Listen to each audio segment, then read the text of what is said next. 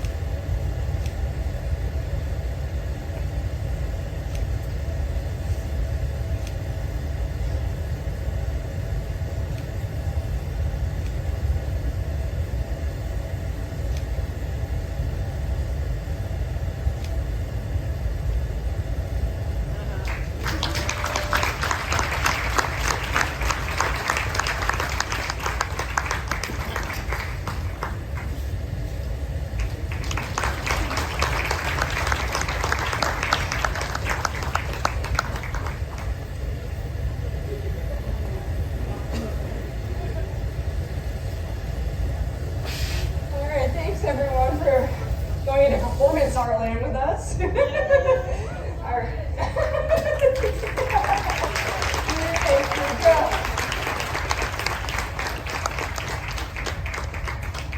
a little precarious.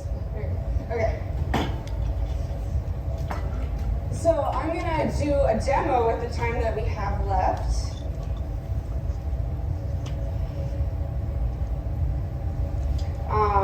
So you can ask me questions and all that. We'll be a little more casual. So I'm going to demonstrate an arthropod, which is the piece, the little colorful spiky pieces that I had out there. They're on that table as well. So that's what I'm going to demo today.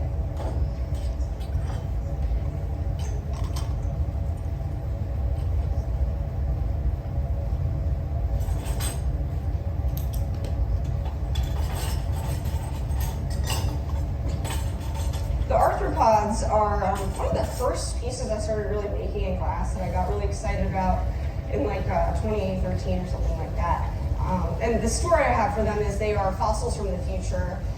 They're the next life form to populate the Earth after the extinction of humans, when the Earth is a superheated climate and only glass can survive in a molten state.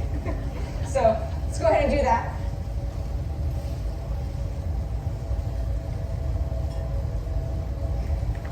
So I prepped up some tubing. This is China white with amber purple and garnet frit.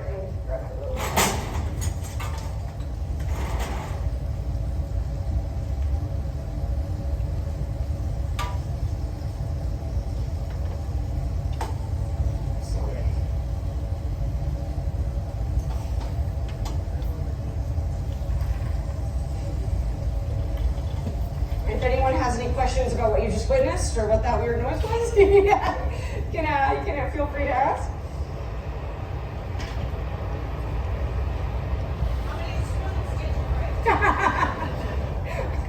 I'm running a deficit already from this weekend, but it's totally worth it.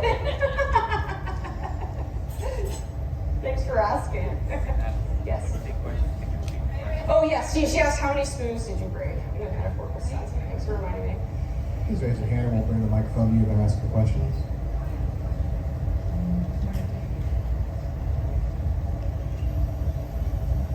Okay, one, I want to say, Madeline, I love you. And two, How long have you been working with music? Because I know that's a large part of your performance and your work. Like, what is your musical background? Thank you. I love you too. I've been working with music since age 2.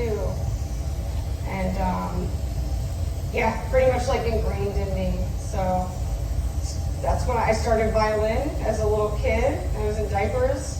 And my first violin was an old macaroni box with rubber bands on it. Because when I got a real one, I would throw it across the room. So I didn't want to play, or didn't want to practice. So that was my passion. And I was going to become a professional musician. But I couldn't do it because holding up the viola, which is when I started playing, it's really hard on your back. So just as I was having an existential crisis about what I was going to do with my life, I discovered glass. I went to the Crefeld School in Philadelphia, and I took a Flameworking elective, and I was like, oh, we're going to make lamps, cool. So I didn't know what that was. Then I got addicted to it. And my parents let me set up a Flameworking studio in their garage, very nice of them. And it's been an addiction ever since, which is a story for a lot of people.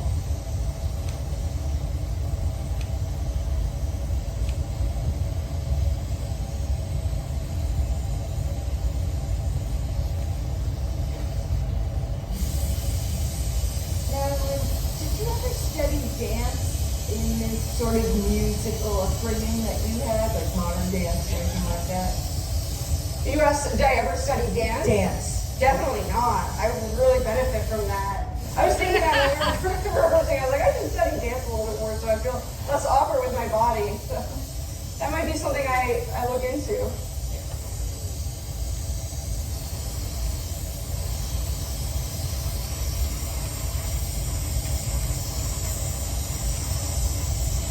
So I'm applying some color globs here. This is garnet.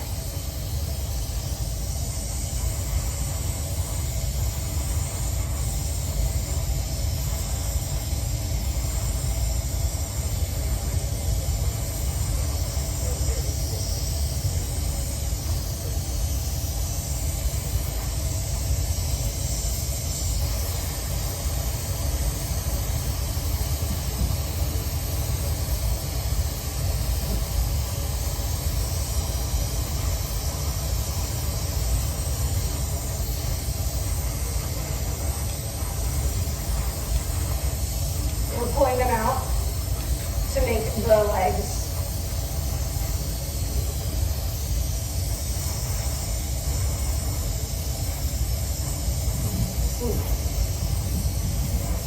How did you first come up with the idea of the shape, like the form, like what was your first initial inspiration for it? The question was, how did you first come up with the shapes for the pods? Like, what was the inspiration? Kind of just came from an exploration of process. I really liked working with hollow glass and kind of thinking about it as like, just like a hollow body that's like really delicate, and you can just shape it like really quick with your breath. So I was just like, let me pop a bunch of holes into it, and then I started like pulling out the little puntetto things, and just really stream of consciousness. And then the form evolved. It's really ironic because I hate bugs so much. I'm sorry, it's a secret, I'm telling you all, but I don't like bugs, but these are very insect-like forms. So it kind of comes from like a love-hate relationship fascination thing. But whatever I feel when I do them and look at them, it feels very powerful. So that's kind of where I come up with all of that. Hi Madeline, I really enjoyed hearing your presentation and understanding more about your process. It's been a real delight to see it in person.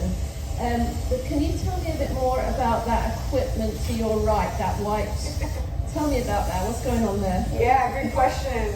That is a theremin. That's what made all that noise in that earlier performance. The theremin is the first electronic musical instrument. It was made in the 1920s, kind of by accident, by a scientist who his last name was Theremin. So it is a electronic musical instrument that you play without touching it.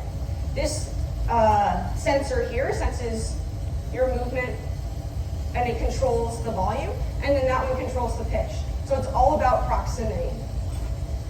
And I just like the idea that you can play a musical instrument and it has like a relationship with you. It's not a one-way relationship. Like, it knows where you are, not only you knowing where it is. So if I just have it on and I walk away and I come up close to it, it's like, wow! And it's like, it feels like it's happy to see me. So Amy and I, like many years ago, we were like, we want to do something with a theremin. And so that kind of evolved. We did a sketch of it a few years ago as part of our performance art series. And it's just really fun. I have two now, so maybe we'll do some dueling theremins, is the idea. But I just really like the idea of an instrument kind of that you can play by process of doing something else, like flameworking. So another way of charting your body's movements that way. I have a joke about theremins. Hope it's good. There's a sign outside a pawn shop and it says, "For sale, use theremin, never been touched." And I liked it because it kind of felt like a reverse violin, because as you go farther from your body, the notes get higher. And there's no frets or anything. You have no idea where it is in like space. So it's very like minute muscle memory. Every time I turn it on, I calibrate it. That's what I was doing earlier. So it gets to know where I am in space, and it changes the kind of scale that I can make.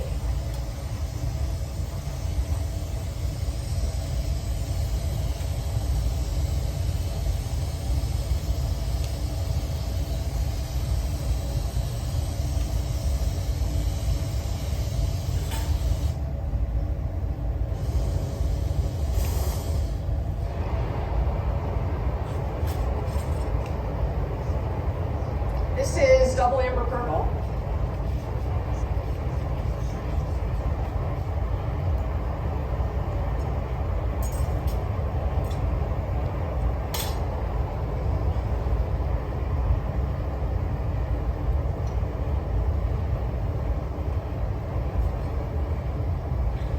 And this theremin is really fun. I just got it like 2 days ago, so I'm still learning it. I have another one over there that's like a classic theremin.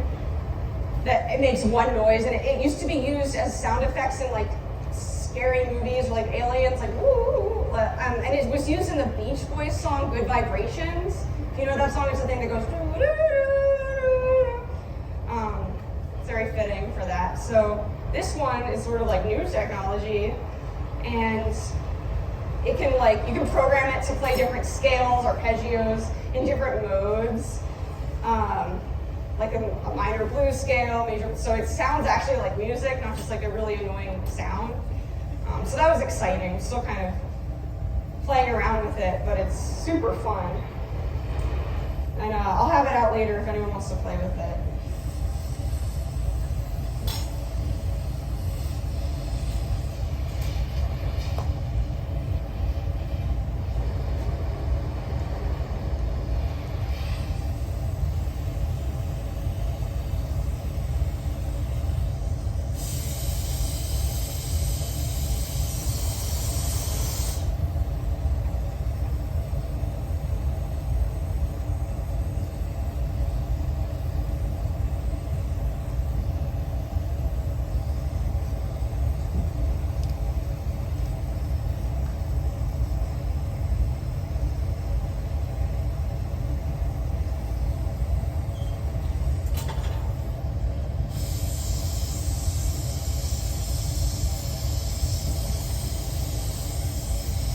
To work the glass, like start with it pretty thick so I can pull it out into delicate parts.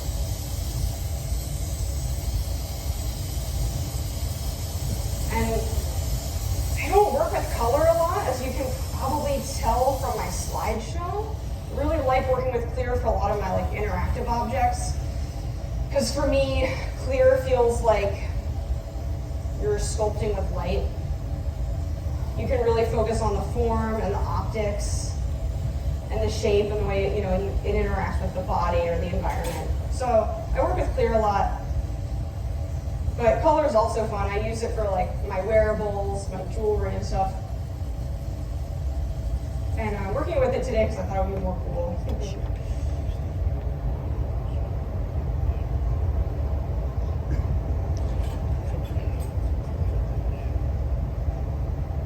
So I'm going to give it a few legs to stand on. I'm puffing out some sections of color. Some of them I'll rip open and kind of pull into some more little openings.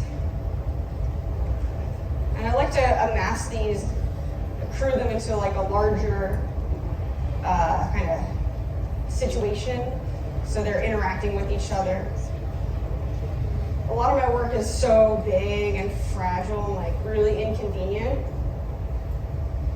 to store and ship and make and everything like that. So these are kind of a break from that, like fun little colorful things that can fit in a box and don't cost like thousands of dollars to ship. It's kind of nice sometimes.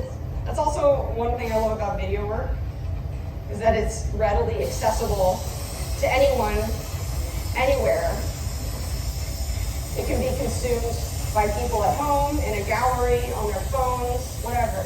So I love that about it, and you don't have to store it anywhere but on a hard drive. So if I have like a video piece in a show, I'm like, this like it's so easy for me.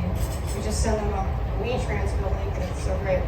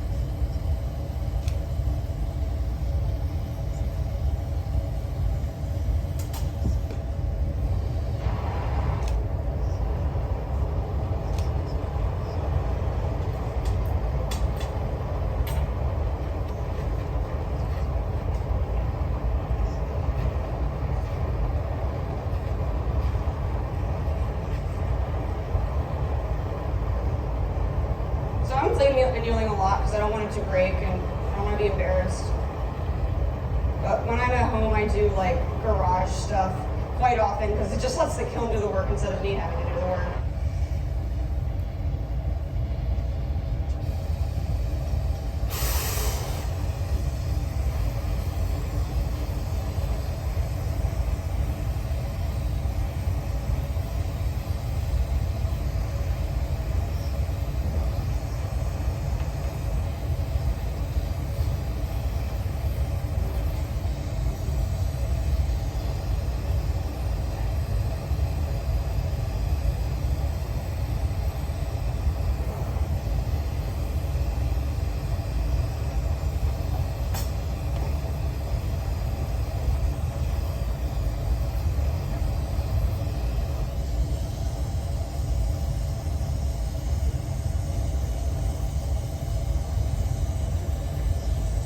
Could never decide on one thing to just make for the rest of my life. It would be kind of cool if I did, and then I'd be like really good at something, and then I'd be like, I know what I'm going to make for a demo, and it'll look great.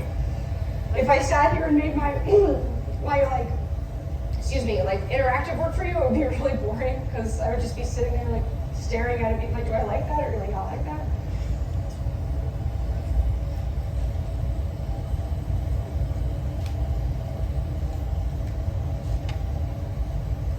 And that's another thing about teaching is like I just want to know how to teach lots of different things, especially like I love teaching beginners and introducing the fundamentals to students so they can learn good craftsmanship and be able to make whatever they want.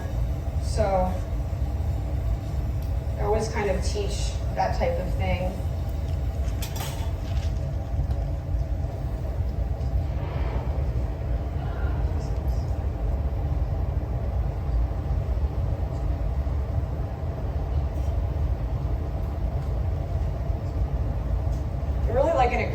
Music kind of gal. This is like all this setup, all these amps and the pickup mics are relatively new for me.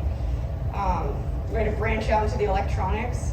So I'm learning about, what's it called, like chord management and all that type of stuff, which I usually just shove them in the amp. And then I learned last night, Amy's like, you have to coil them so it doesn't damage the chord. And it's like, oh, that's really smart. I'm definitely damaging chords. I have a question. Oh, sorry. Hi. Hi. I was wondering, do you ever think you're gonna do you have any ideas of incorporating any, because I know you're going in an optical realm with your next work. Have you thought about incorporating color into your performance practice in a sense? Into my interactive devices? I thought about it a little bit. But I haven't quite found a way that's really compelling to me yet. Oh, sorry, go ahead. She asked if I have incorporated color into my interactive pieces yet, and no, not really, not yet. I kind of feel like color for me really changes the piece from something that's more ephemeral and kind of gestural to something that I would want to buy and put on a shelf, and it makes it really kind of precious and a little bit. Personally, I think it makes it a little more commercial. So I'm sure there's a way to do it that I'll like, but I haven't really thought about it yet. I'm also really cheap, so these are all colored shorts that I fused rod handles to.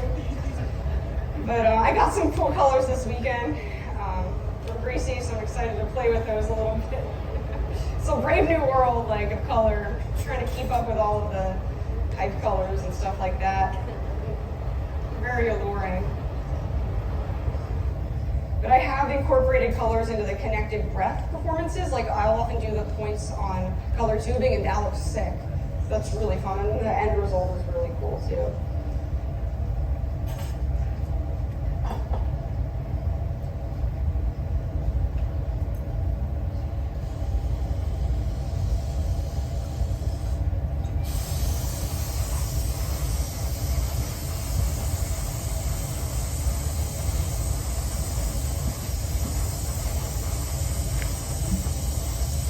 Hello.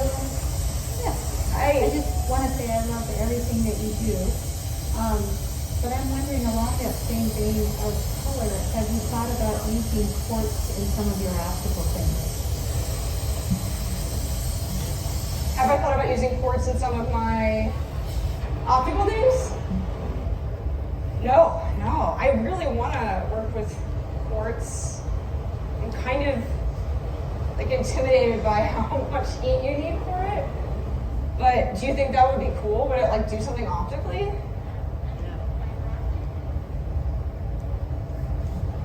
I'm thinking fiber optic, looking, through it. You're thinking fiber optics, pulling it into thin kind of threads with quartz? Would that do something different than with boro? All right, I gotta check that out.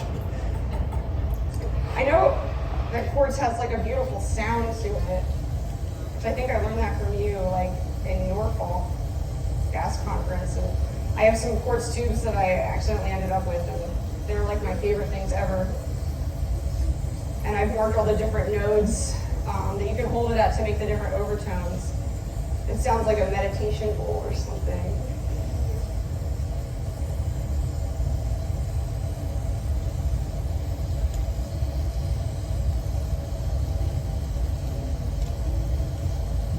Hi. I was wondering, kind of on the topic of music, how much does the music that you listen to while you're working influence the sounds that you want to produce with your glass? That's a cool question.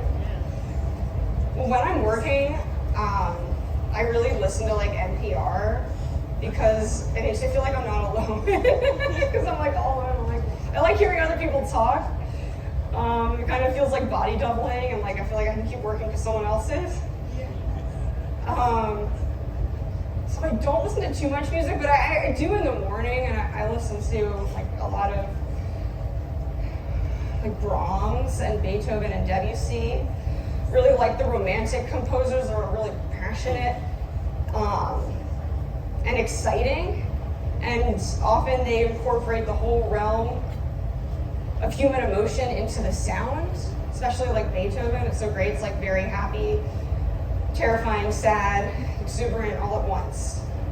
But I usually, when I listen to music, I'll do it like I'll dedicate time for it. Like, and I'm a total nerd. I like to like read along the score as I'm listening, so I can like fully hear all the different voices, and then like go back, and each time I listen, I look at a different voice, because it all blends together, and that's what makes it great. But by actually paying attention to it and building a relationship with the piece, you really like it really pays off, and that's one thing I love about classical music.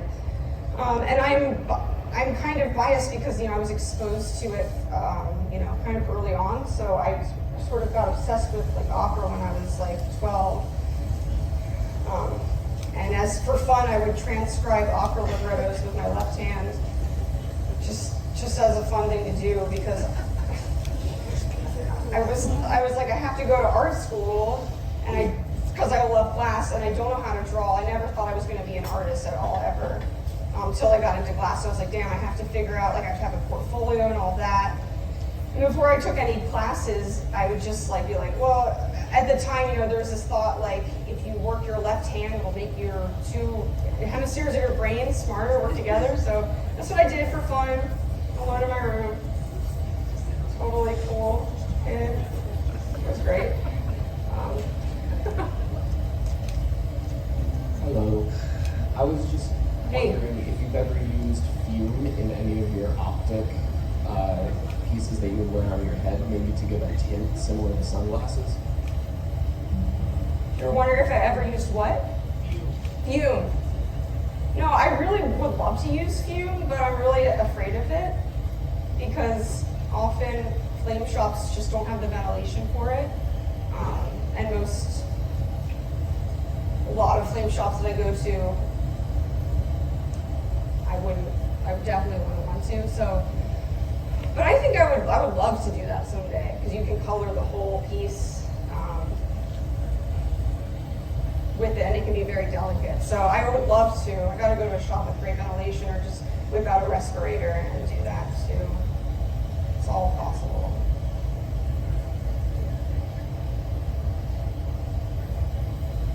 But I didn't last year I was adjuncting at Salem and Tyler, and it was amazing. I loved it. But as an adjunct, I'm always like driving around back and forth and teaching, and I was hustling, making orders, commissions, stuff like that. So I was really just doing the grind, and I didn't have a lot of time to make my experimental work. And it led me to have like a existential crisis, and I was like, oh my God, what am I doing with my life? Just because I didn't have the chance to carve out the time. And that's why the Pill Shop residency was like a lifesaver. Like I came back from that like a changed person, just because I got to focus on work and not focus on selling it. That's such a gift if you can give yourself that. It lets you expand and explode your work in completely different ways. So residencies are amazing for that reason. Hi Madeline, I just wanted to first say those glasses, the goggles, are so fun to walk around in. Nice. I also just wanted to ask, the process of measuring your head and your face to make the wearables, how long did that take, and what is that process? That's a great question. So I usually start with, I get a piece of armature wire, form it around my head, and I'm like, okay, great, that's the size and shape of my head. I put it on a kiln shelf, trace that with pencil, then I get a piece of 6-7 mil rod, trace that with glass, so I have like a glass headband, so to speak. And then off of that, I build everything. So often the headband is obscured, and so I'll just attach pretty much everything off of that. So the piece out there, the deep breathing device, the sensory amplification device, all of that starts with that headband. And there's a lot of fusing something on there, and then being like, okay, now I have to let it cool. I put it on my head, doesn't fit, okay, change it, let it cool, put it on my head, or it doesn't fit yet. And there's always, it takes forever. And I really have to be patient so I don't burn myself. I've done that before. It's, sometimes okay, worth it. But I did have my friend Kayla this summer. She made like a full-on mold of my head out of like rubber casting, and we made it out of plaster, and we shaved it down at Pill Shop, so I have my little head next to me on the bench, and then I can put stuff up there and kind of be like, oh, that's my head right there. And the plaster doesn't complain about being burned, which is cool. And it doesn't quite do the exact same thing as my face, because like my face is squishy, and there's some like build to it or give to it, but it was really nice, and it keeps me company on the bench. We have a staring contest sometimes. But for a lot of like pieces, like the one out there, there's a lot of weight on it. It's like crazy heavy. And half the time what I'm doing is putting it on and then being like, oh my God, that hurts so much. Like all the weight of the piece is on my, like this part of my eye. Oh God. So then I change it and I have to figure out different ways to make it fit. So there's a large counterweight on the back of many of these pieces that really takes a lot of the pressure off. But it's a little tricky because the more recent ones obscure my vision, so I can't see anything, so I have to set my phone up like on a tripod and shoot a video, put it on, and then look at the video and be like, okay, that's what that looks like. So my phone fills up really quickly. But it's a fun time. I get a little self-conscious of like, I was making a lot of them at Tyler, and people would walk past and probably be like, what are you doing, you weirdo?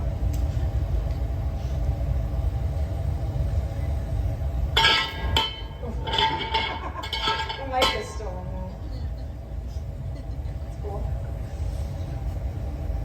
So now I'm gonna do a little fun, funky stuff with the holes. Bill, could you please, if you could find a piece of Clive or formula, that would be so great. I don't know if you could find one, but I would love that.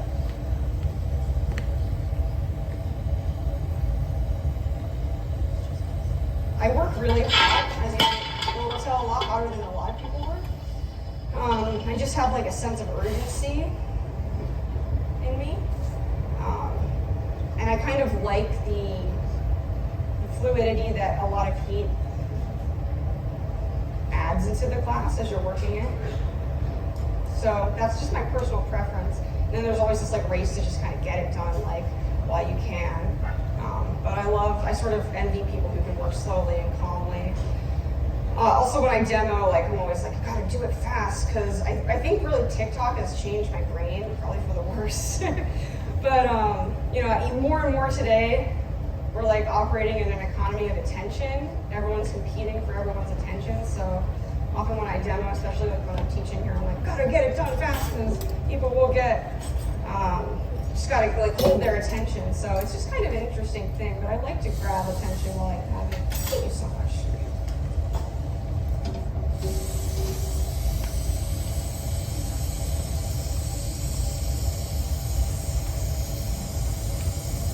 Did you just score that rod with another piece of glass?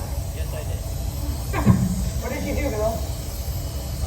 I didn't know where a scoring knife was, so I just grabbed another piece of glass and scored it with Oh, that. that's cool. It's a fun trick. I love it. I always learn new things here.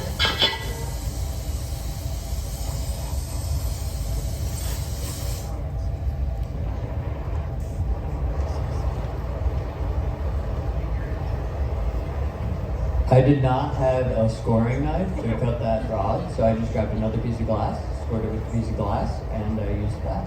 I believe I learned that from Bob Russell. Nice. I never have a scoring knife when I need it. That's cool.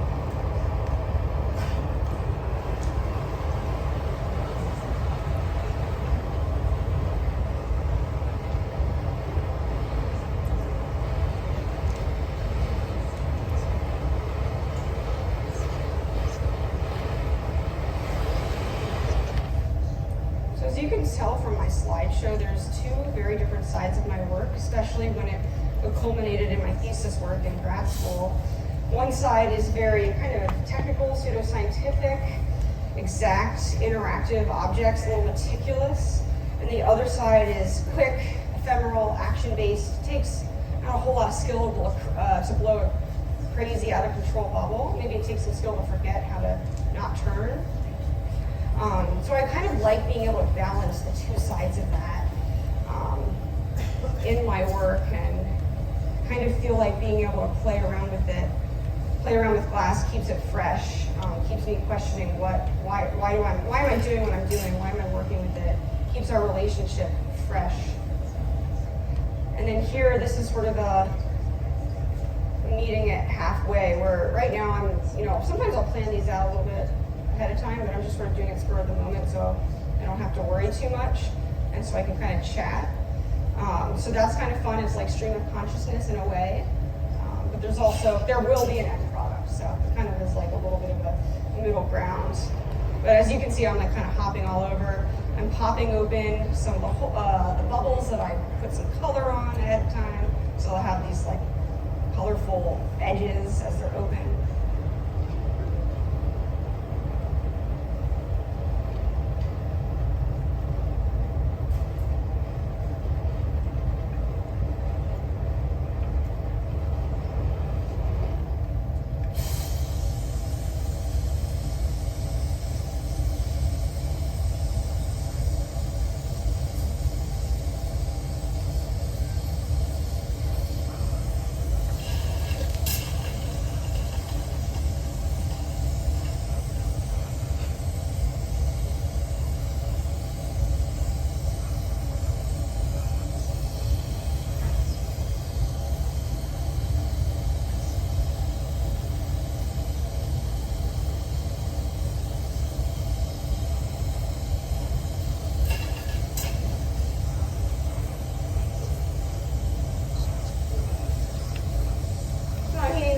Kind of not right at the lip, but just around it where it's nice and thick.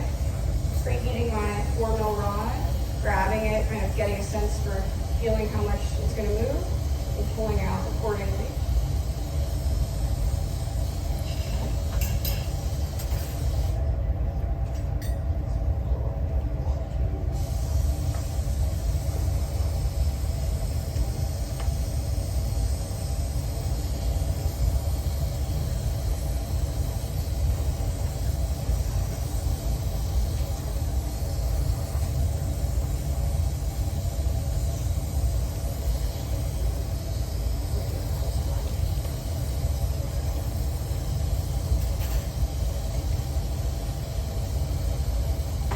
Doing good.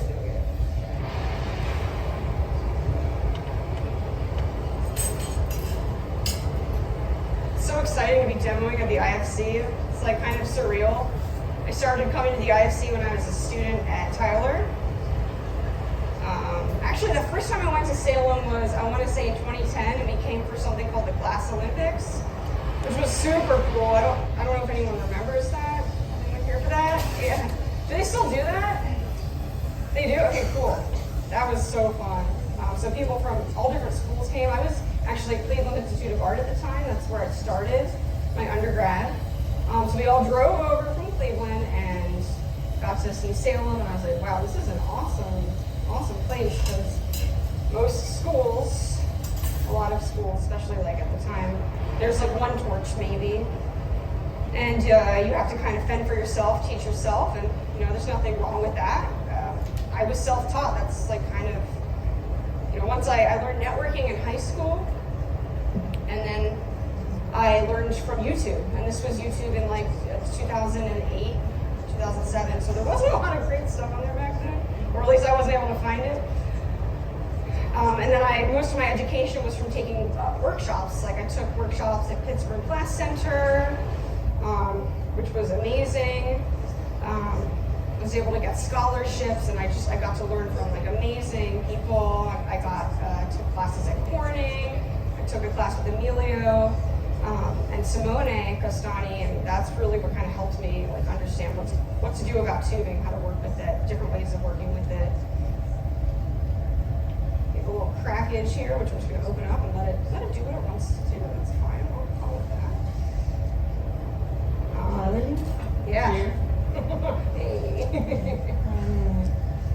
How did you get into teaching? And when did you become passionate about teaching? I started teaching as soon as I graduated high school. I taught workshops at the Crefeld School. They had a summer class, and I took that class and I learned hot shop, and they're like, you can teach it. So I started doing that, and I was like, this is amazing. And a lot of my students were like really young, like 8, 9, 10. It was kind of incredible. And then I babysat this girl, and this is when I was in high school, and I had a flame shop in my garage, and then as part of our babysitting activity, I would give her glass blowing lessons, which was so cool. And she was 8 or 7 years old at the time, and we did it for several years together. And we were like, she would just also just sit there and watch me work, which was really cool, and it kind of made babysitting a lot more fun. So that's when I was like, this is really amazing. I love seeing children, like, especially like the young kids at the time, like they're able to focus. Like I've never seen kids focus like when they're in front of a flame. And that's a good thing, that they're focusing at that point. So that's when I got really into it, and then I taught some classes at a place called the Wayne Arts Center in PA, and then some classes at Urban. Then I started adjuncting here in 2016, which was super cool, and it was my first like college course, and I was like, wow, what am I gonna do? I kind of figured it out, kind of built a curriculum off of that, and I was so nervous. I was like, they're gonna find out that I'm not an adult, you know, that whole imposter syndrome thing, but it was so much fun. I just loved it from the very beginning, and I would always leave feeling so incredibly inspired, just like seeing what the students are learning and all of that. So yeah, that's what really started it. Ooh, I'm just realizing that I need claw grabbers and I don't know where mine are. So if we could get some, that would be amazing, but if not, I can make it work. Sorry, Bill. It's a lot to prepare today. I was really focusing on the amps and all that stuff.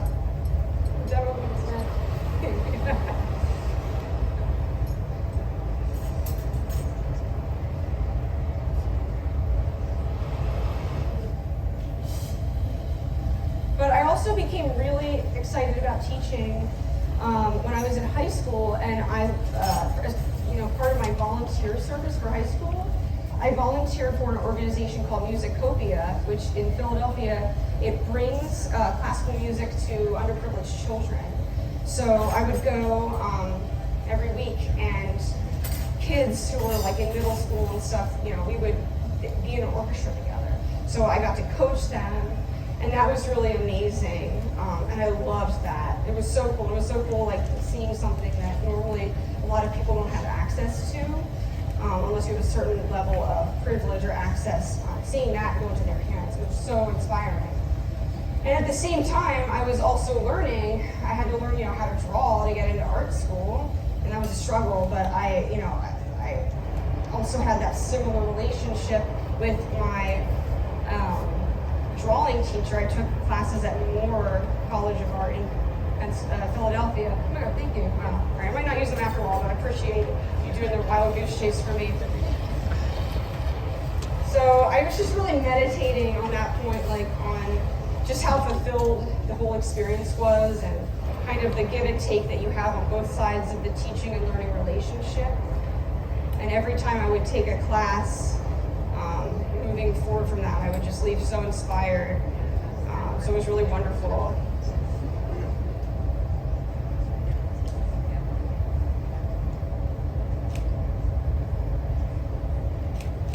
I'm working this with the impatience of clear. So now I'm gonna bathe it in some heat, try to make it happy glass again. And I was making a lot of those like instruments, like my first 4-person trumpet. Like the amount of times that it just definitely broke in half, just like straight up. And I was like, damn it, like that's only supposed to happen to people in the hot shop. It's not supposed to happen to me in the flame shop. But I became very adamant about like, we can put it back together, like bringing it back from the dead. And there's so much frustration with like big pieces like that. Like my isolating trumpet, the one with the coil, just figuring out how to make that. I used like a fluffy torch from the hot shop to bend the tubing. That was really nice. It gave me the type of flame that I really needed. But it was a coil that was, just not supported by anything in the middle. So it was just like a giant spring. And I put it in the kiln to anneal, and then I come back the next day, and it was, I had like perfectly lined it up to be like very specific way on my face. I came back the next day and it was all compressed and slumped because it was slumped in the kiln, because it was top heavy. So learning a lot from that, and the fact that you can, now I know you don't have to anneal pieces at 1050, you can anneal them lower for longer, and the whole trick with like using aluminum foil and fiber fracks to hold it up. Each piece is a unique challenge. And sometimes I question, like, why am I working with glass? This is so hard. But I love it at the same time, and there's a sense of fulfillment that you only get from doing something very difficult.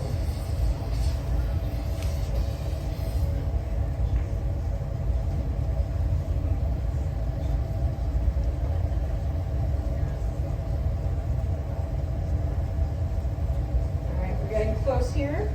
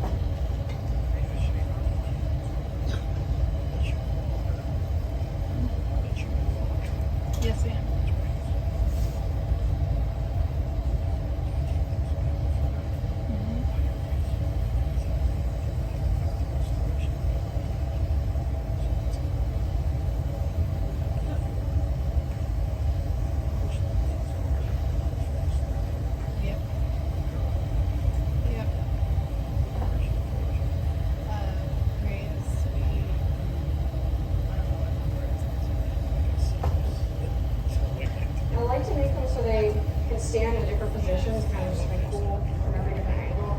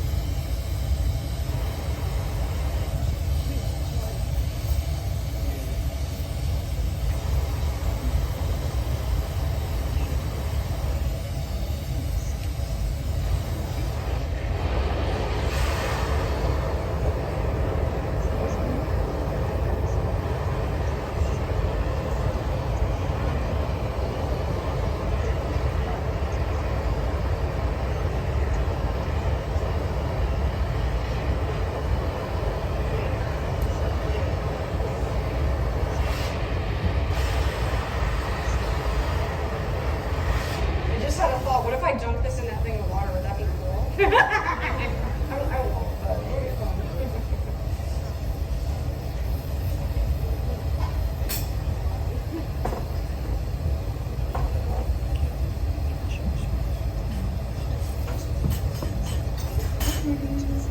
Since you were exposed to music at such a young, early age, did you come from a family of musicians or arts in general?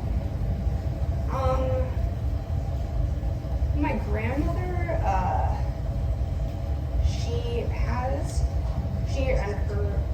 my grandfather have a music management business, so they manage classical musicians. And then it skipped a generation. My mom is not musical at all, but it was really cool. She sat us down and helped us practice. I have 4 sisters, and we all play music together. And she would sit us down and make us practice all together, or all one at a time. And I really didn't like it when I was a kid. It was so annoying. But I'm so glad, I'm really lucky she did, because I think it taught me it made me like love practicing stuff. And I think that really helped me when I was deciding that I wanted to start learning glass. And I was like, okay, incremental steps. Sucking at something is okay. It's the first step of being good at something eventually, So that was really lucky. But my parents aren't particularly musical. My dad does play organ for fun. And he sneaks into the church down the street and practices. He has the key. They gave it to him, which is really nice. But no, it's kind of random. My mom's a writer and my dad is a doctor, so we were really lucky that they encouraged us they let us do what we wanted to. And my oldest sister is a rare books librarian. She also has a aerial arts acrobat company called Tangle Movement Arts in Philadelphia. My second sister, Chaley, I'm the two of them that the oldest, second oldest. She is a professional violist, musician, and travels and goes on tour and stuff like that with chamber music groups. And then my other sister, Kala, she was trained as a playwright. She still produces plays and stuff. So it was like a competition, who could do the weirdest thing. I have a question. This is so weird. Sorry, I don't never know where where am I looking? I'm up here. Okay, thanks. I was just wondering about your personal or conceptual relationship between your work, and how it is on the internet. You have so many followers, and you're dealing with spectacle. So that's my question. Sorry, I missed the second couple words of that. Can you say it one more time? I was saying you're dealing with spectacle, and I'm just wondering how Yeah. Kind of interesting. I think that the optical pieces I made recently I was kind of thinking about that. This idea that you can be seen and your expression is magnified and altered in many different directions, and but you can't necessarily see. It kind of feels akin to a relationship with the internet, where lots of people can see you and you have no idea who they are. And sometimes it's amazing, and you get to meet so many cool people, and sometimes it's you gotta seek therapy for it, because people get mad on the internet. They're so mean sometimes, but it's worth it in the end. So yeah, it's kind of interesting. That was kind of one side of it. But I don't know, it's all just so surreal. But I do just love spectacle as a way of grabbing attention. That's kind of what I'm trying to do, is grab attention. I want a piece to grab attention right away. When I edit videos, you have to edit them down so the first second they grab the person's attention, or they'll flip through it. So it's something I'm always kind of thinking about. Is that kind of what you were kind of asking me in a sense? Thanks for asking that. So I'm pretty close here. I'm just, doing some little fun things, but for the most part, we're pretty chill. What I'm going to do is I want to add one more little fun spiky thing. I'm kind of erring on the side of caution here because we're wrapping up in a second. But yeah, you guys can check out the Theremin if you want. I got a question for you. Yeah. Do you use any traditional reeds in your trumpets or anything? I don't. I want to do that. I think I need to collaborate with a clarinetist or something, because that chamber music group 5x5, we originally had this idea that I would replicate all of their instruments in glass. So there's a bassoonist, a clarinetist, guitarist. So I started getting into that, thinking about it, but I haven't done that yet. So all of my trumpets operate natural trumpets, which was one of the first forms of trumpets, in the Baroque era. So they don't have valves; they're all adjusted, pitches adjusted purely through embouchure, which is your mouth position. And they were really hard to play. Those trumpeters had to be very skilled But that's kind of how I do mine because I was never really concerned with replicating an actual instrument in class because there's already instruments out there. But rather kind of pushing like how crazy can I make the form, because blowing into a trumpet's already like a weird, awkward thing. Like it's not like elegant at all. And just blowing your brains out, spit's accumulating inside of it. Do they have spit valves? No spit valves. I love it. Yeah, the spit just accumulates inside, and they're really hard to clean. So I kind of like that idea that the trace of your breath is always inside of it. So thanks for asking all the questions, guys. This is where I'm going to leave it right now. I'll garage it and take it off the plane later.